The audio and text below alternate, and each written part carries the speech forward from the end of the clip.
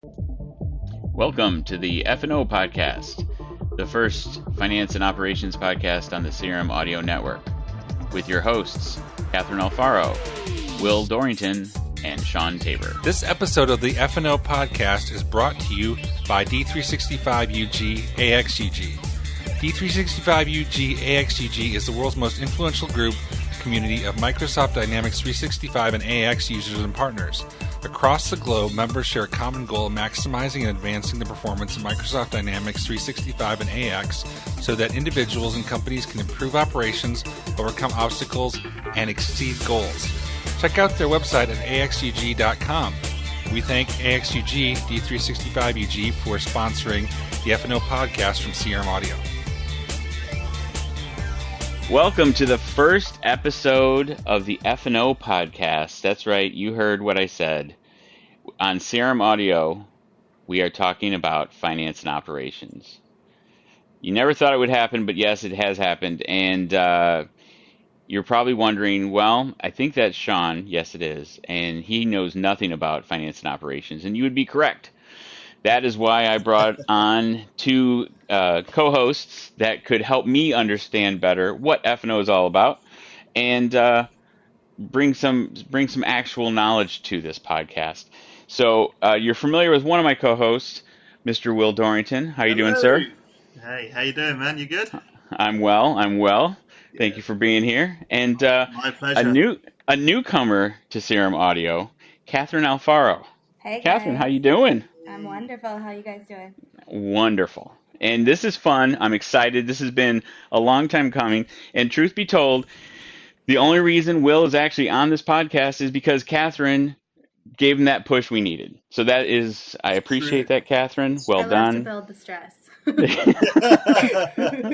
That's what I'm here for. We're just piling on expectations. That's all good. So why don't we start out? Let's do some introductions.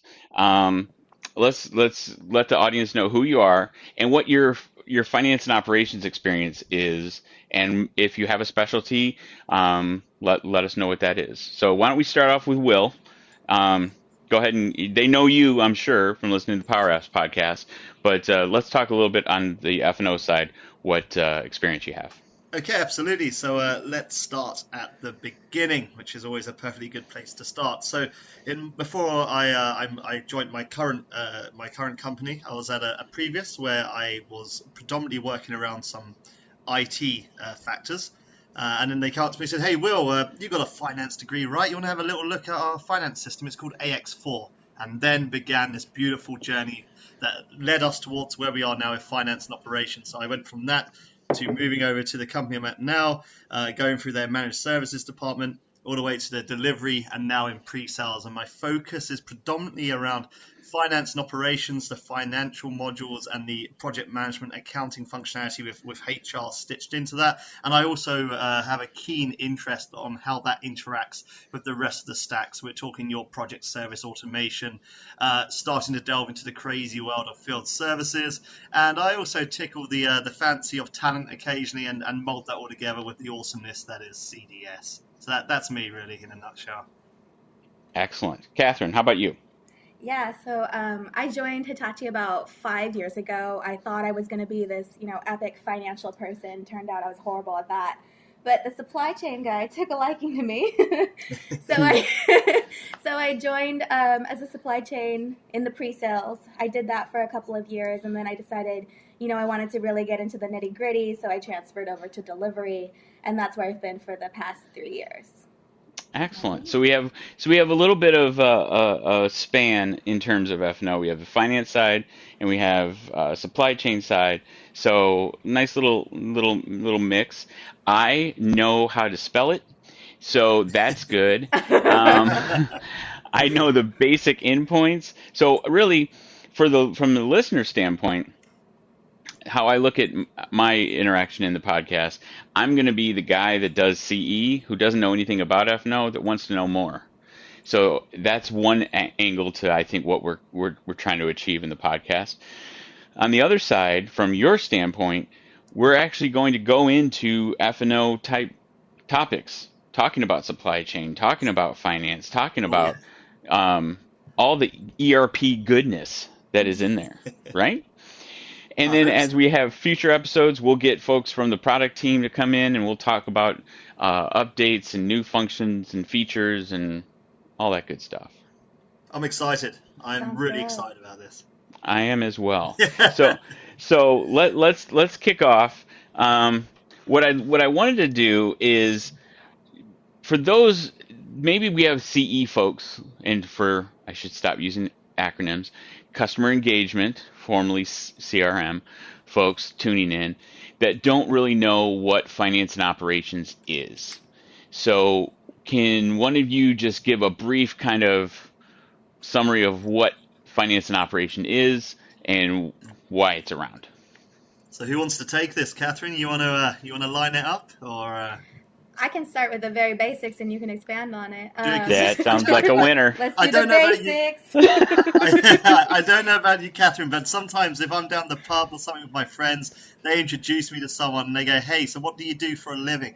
And then when you try to explain finance and operations to them, well, first of all, they switch off. Right. Their eyes glaze over, and I just go, "It's the POS system. It's the register," and that's the only way to sell it. That's the only way to sell it. I actually get out my laptop and do a 2-hour presentation, but I never see them again. It's weird. So you're that guy at the bar. Got Yeah, it. yeah, oh, The yeah. guy with the guitar. The guy, but without a guitar, but with a laptop in this case. Still singing Wonderwall though, so it's okay. But no, okay, so I'm at the bar, bump into you. I go, "What do you do for a living?" You say FinOps. What is that? Very, very basic. ERP system. You ready for this? ERP system. You don't have to know what that means. Handles financials, Oh, yeah. supply chain, production, Sell it to me. retail, HR, talent, the whole caboodle. You're reading the modules, aren't you? That's what's No. going on. It would take me like 20 minutes. I'm all But this we module, must this know module, this module. It's Microsoft's flagship ERP system. That's how they position it. So what Right. that really boils down to is it's a business system, isn't it? That's purely what it is that allows them to manage their finances and, you guessed it, their operations, so their ongoing business activities. Okay, so exactly how you put it, everything from their main general ledger to their sub ledgers like accounts receivable, accounts payable, mixing a bit of project management, accounting, bit of manufacturing if you do it as well, bit of logistics just to make it a little bit sexier. And then, of course, everyone has those human resources, those workers, those contractors that actually keep the blood alive within that company. I think we lost Shawn. Did we lose No, Shawn? Okay. I'm here. I'm soaking it all in. I'm soaking it all in. I know it's not as exciting as Pokemon, man, but we can do this. So let me ask you this. So would you say that from a customer engagement perspective, that's more front office and finance and operations is more back office? Yeah, I would That's how say. I would phrase it. Yeah, Yeah. you'd blur the line slightly depending on who you're talking to about Right. things such as PSA, but yeah, I would. That's a good positioning. Classic CRM would typically have been front office, right? We're getting the platform's getting broader, and yes, that line is getting blurred. But for all intents and purposes, that's kind of how it looks. So when I think ERPs, the first thing I think is chart of accounts. I get very bored very fast, and I do glaze out. So I think chart of accounts. well, yeah, because Got it. I know that little about it, right? So my experience with field service and project service automation has opened up the understanding on things like how your customer assets are tied to not only products and dynamics, CE, but then they're also tied to your manufacturing process, your need to be able to understand engineering changes and product changes and pricing and costs and warranty verification and all of that, right? That's how I've gotten exposed to it, just through implementations and being forced to understand those kind of concepts. You know, to So- be fair, Shawn, all I think with you say CE is customers. So I think we're on Right. the same page. Exactly. So what I think this podcast strives to do is bridge that gap, right? Bring a little bit of the CE side from me and the F&O side from you two, and help understand where those misnomers are, where those commonalities are, where those integration points are, and how we can leverage both to more effectively understand the entire Dynamics 365 platform, because it really is that now. It's not just CRM and AX, right? Absolutely, 100% behind that, and you'll have seen that from some of the recent posts I've been pushing out. It is, you have to bring more value, and with that, you have to know the stack. So there's no way you can segregate and silo yourself anymore. You must understand, even if it's on a high level, that little scraping of CE, that little scraping of talent, and maybe a little bit of a bigger scraping of CDS.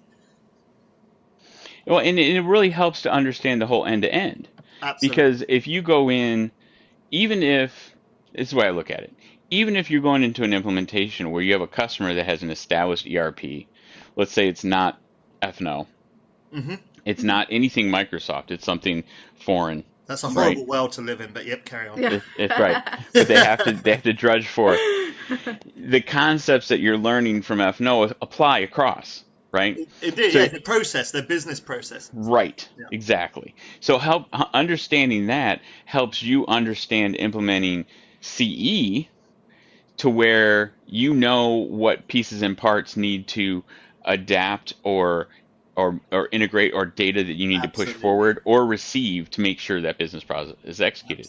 Similarly, with you guys in F&O, you need to know a little more about CE to understand how that comes in. Indeed. Yeah. Otherwise, you're just really building things in silos. Or you're thinking you got everything covered, but you're really just doing it for yourself and what you know. So which historically, hasn't that been the case? Hasn't that how we've done projects? Yeah. And then when you get that interaction with a CE person, or when I've gotten an interaction with an F&O or historically an AX person, it's like you're then butting heads on who wins. It's less of a collaborative venture than it is, well, no, my system needs to do this. Right. For anybody just purely F&O listening, it's like trying to go in there and implementing purchasing without having any idea what's going on the AP side, accounts payable side, or doing sales without any idea of the AR side. It's just the same, but going across another system. Exactly. Yeah, and it's also, but I think, if we cast our minds back to those blurred lines, and it's due to the fact that CE is advancing and it's starting, I wouldn't say tread on our toes, because they haven't positioned it in that way, but some people view it as hey, we can actually do that in our system now. And this is where we're getting some confusion around what's best to bring in, what's best to leave there, and actually what is its purpose. And I see a lot of conflicting articles around PSA, and I actually see a lot of, and I'm trying to find the most diplomatic way of saying this, but I see a lot of installations around the stack just for the sake of installing the stack, instead of when really it could have just been dealt with via F&O, and you didn't actually need a CE and a talent because they're using it incorrectly. So, I think this podcast should hopefully address some of those, and we should tease out some of these situations. I think that's ideal, because there's a real demand for that bridging the gap and understanding the commonalities. And for example, for many years, Dynamics AX had CRM components in it, CRM like stuff, right? It still does, yeah. Right, and every time we'd hear that on my side, it would be like, oh. Exactly right. It would just be exacerbation, because you're like, but our product's named CRM, the whole thing's CRM. What are you doing? We have baby CRM. Right, but I mean, it makes sense though if you only implement F&O or AX in the past. And you just want some light touch, Right. I want to know what my leads are. I want to know if they're, some of my contacts, so turn them into leads, have a little look at an opportunity. But I don't want any of the awesome stuff that you can do actually within C. I can follow that process through. I can put some of these plugins in. I can start quoting, producing a project. If you just want it for its basics, then it's perfect. Well, right. Perfect's a strong word. And that's why we looked at it as an abomination. That must be eradicated in our time. So we'll just find that module. Exactly. But what I'm hoping to understand is if there are values and benefits to things like that in F&O, and how they can be enhanced in a way with the information from CE. Let's understand that, and let's talk about that, and we're going to drill into different features and functions within each side, always with the lens of F&O, right? It's not. This isn't going to turn into another CRM based or a CE based podcast. But This is. listeners may think it is, and then we bring it back, and that's the beauty of this podcast. There you go. We hook them. That's how we hook them. Oh, it's a CE podcast. Yeah, I'll listen. Yeah. No, Yeah. wait. FinOps. Boom. Yeah. But there's going to be enough, and there's always going to be if we talk about something specifically in F&O, we'll always try to help the listeners understand how we have seen in the past in our implementations and through our guest conversations that we'll have in the future, how that relates to CE and how that information is typically consumed by CE or processed by CE. So I think that'll be a good way to go, right? Perfect. All right. So in this episode, we're already halfway through. Can you believe it? Wow. Time flies when you're having See? fun. I told you it was going to be easy peasy. And we didn't even bring up Pokemon once. So Well, congrats. there you go. just did. Now we just did it. That bottle of tequila you got in front of you, now do a shot. You remember the rules. That's right. So, You know the all right. rules. There are no rules. So let's talk. We're going to talk real briefly. We got about 10 minutes. So just to frame it, let's talk about the concept of supply chain in F&O, because I have a basic understanding of what that means, but let's talk about what does supply chain mean in F&O. And we're talking high level. We're not going super deep dive yet, but Yeah, so when I think of supply chain, it's everything to do with purchasing, everything to do with sales, inventory management, advanced warehouse management. That's like when I say advanced warehouse, it's like that mobile device managing. There's all that logic around picking and put away and everything like that. Then we have the manufacturing side. If we want to take it a little further, there's master planning, which basically just looks at, what do we forecast for the future? What kind of raw material do I need for my production, etc. Do you want to build on that, Will? I would love to, but You're the builder. This is not my strong point, so I was quite enjoying there you listening. go. So supply chain management, that's all you. We start There we going go. into a bit of APAR, some finances and project management account. I'm your man, but I'll make sure I shut up during those turns. No, don't you dare. You need to join in. take copious notes. I'll teach just start me. making things up, Will. Yeah, I'll just agree with him. But yeah, so do you want to drill into one of those, Shawn? Or Yeah, so basically, from my perspective, we send an order out of CE, right? That comes into F&O, and what happens there? How does that kick off the supply chain process? all right, so I have that order out there. So maybe if I have a very basic inventory management going on, then I know my team would, generate a pick list for that or consolidate pick lists across many orders, get that inventory, get it in staging, and get it out of my warehouse and deliver it to the customer. Now, when you're saying pick list, you're saying a literal list of things to pick from shelves, from inventory to fulfill an order. Because in CE, we have pick lists that are option sets. So, You're see? throwing words at me. You're throwing words at me. I'm getting scared. This is the magic No, she of this doesn't like podcast. words, Shawn. Yeah. So if I make it the most simple, we could have one pick list, which literally, to your point, is like, okay, here's a document. These are all the items I need to go get, and then I go pick it. Then we can think of consolidated pick lists, where these are all the items across multiple orders I need to get, and I go get it, and then we get into the advanced stuff, and that gets scary.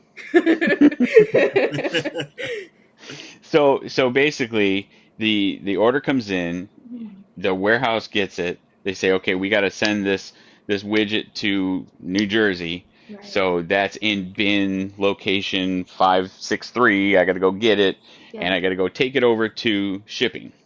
Yeah. Right? And so someone's going to pack it up if they need to, or they're just going to directly put a bunch of pallets together. Whatever the case is, they're just going to put it next to the door and put it out to the dock. Okay. Send it out. Yeah. And now when that happens, we're decrementing our inventory. Yes. Right? Because it's been picked and it's in queue to be shipped. Yes. So then that generates demand, right? No. For the planner or no? So demand would have been so demand forecasting is more like I'm looking out 6 months ahead, or I'm looking out a year ahead, and what were my sales looking like before? And maybe that's going to be the situation next year during the same time. Okay. That's what demand is. Yeah, that's kind of planning ahead. Demand is more like before that order even came in, I need to know what I'm going to ship in October. And so somebody in purchasing is going to make sure that they have enough lead time in order to purchase that item and get it into the warehouse. That way, when your order comes through to finance, I have enough inventory to get it out. So what happens if I send you an order from CE and we have no inventory for that order? Someone gets fired, Does that... Shawn. I don't know. Does that... You know how many times I hear Someone's purchasing yelling? Oh Someone's my God. disappointed. Someone's disappointed, that's all. That is someone not doing their job. does that generate new demand? Does F&O have some kind of intervention with a planner to, source those materials, or what happens then? Yeah, well, first of all, it's really bad if you don't have the inventory, but it's not like it doesn't happen. Right. Yeah, so, okay, now I kind of understand what you're saying where demand is. So every time you place in an order, yes, my inventory is adjusting. I see that I have, this much on hand, but I have that order. So technically now I have, that order decremented in a way. Not really like it's out of my inventory, but I know that I'm starting to get behind. And I could have negative, like inventory in the negative. So yes, if I was purchasing person and I came in and I were to check my forecast or I were to run MRP again, and let's say somebody wiped out all my inventory, I would be notified, hey, you need to purchase something now, and it's going to be very late. Right. Yeah. So right. that's where that MRP comes in. Master planning. Sorry, I keep saying MRP. Okay. All right. And then once it's shipped out, what happens in? I mean, because I kind of can't wrap my head around. Okay, you ship it out, then what happens? How do you know? How do you know they get it? How do you know the customer? How do you know anything about the customer? You need to invoice for it as well, don't you? Oh, so once it's shipped it out, it's kind of just that part of the warehousing piece, the sales piece is kind of done. Yeah. And then it comes into the invoicing, and you always want to invoice it as soon as it gets out. So, I mean, if a customer didn't get it, if they, call you and say they didn't get it. But there's nothing like from what I've done, there's nothing on the customer side that says, okay, close it out again. It's once it's out, it's out. But there is different levels of responsibility around when a customer actually owns the goods you've shipped. So it depends on, and I can't remember the name of it, but I know different countries and different customers will have different trade agreements around it, such as I only own the product once it's received in my port.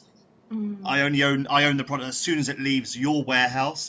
Can you remember what they're called? The name is. This is like my not so strong suit, but I know exactly what you're talking about. Well, as long as you know, we're good. Well, what we'll do is we'll figure that out and we'll put it in the show notes. Yeah, for sure. So and then from then you can kick off that invoicing cycle, can't you, with accounts receivable? But now, what if you? I always run into this as well. If I'm ordering a part for a field service work order. Mm-hmm. Okay. And that part is not in the inventory of the customer until my tech installs it, right? Yeah. So how do you manage the part leaving the warehouse? You can't invoice yet.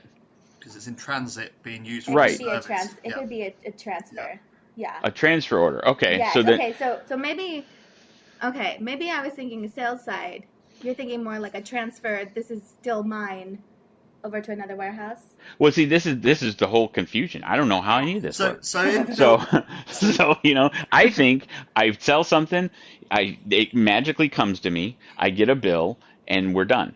But there's all this other stuff that's happening after the order goes out, right? Go ahead. No, go ahead.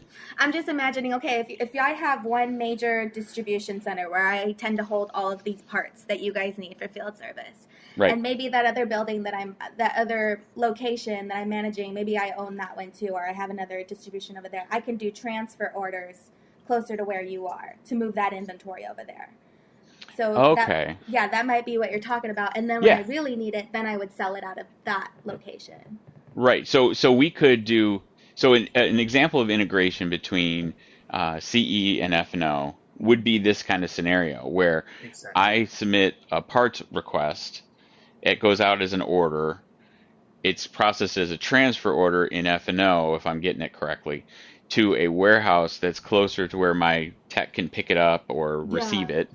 And then once the tech installs it, that could trigger an invoicing event, which could then transfer the inventory to the customer.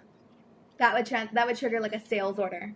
Right. To get it out of my inventory. I've already used it, so it's already picked, decremented from inventory, and then that AR piece jumps in and invoices that customer. And then the balance is settled once that invoice has gone out, they've paid, and we've reconciled that payment. There you go. Okay, so this is a blow your mind event right here because I just understood it. So that's fantastic. But what we must state, and I think this is what Katherine was trying to allude to, is many different businesses will achieve this in different ways. Right. So and that's part of the fun with FinOps. You never know which route they're going to follow. So I think that's why we tripped up a little bit. I tripped up on the order piece. I think I'm going to sell you something. Right. Not move things around, but this is fun. This is fun. Yeah. Well, see, and this is what I think this whole podcast is all about. Coming up with these processes and scenarios that cross the bridge and really fill in the holes, because like you said, there's so many different ways to process a shipment, right? And absolutely. God help us when we start talking about RMAs. So we're not going to talk about it. Oh, we're going to talk about it. We're going to talk about it. We're going to talk about it. And then the great thing from this, though, we're straight down to actually then sending out the invoice. Then we can start talking about the financials from then on. So, this could go on forever. Then we can talk about the payroll for the workers that carried out this stuff. And, and then it would be our 4 minutes would be up and we're done.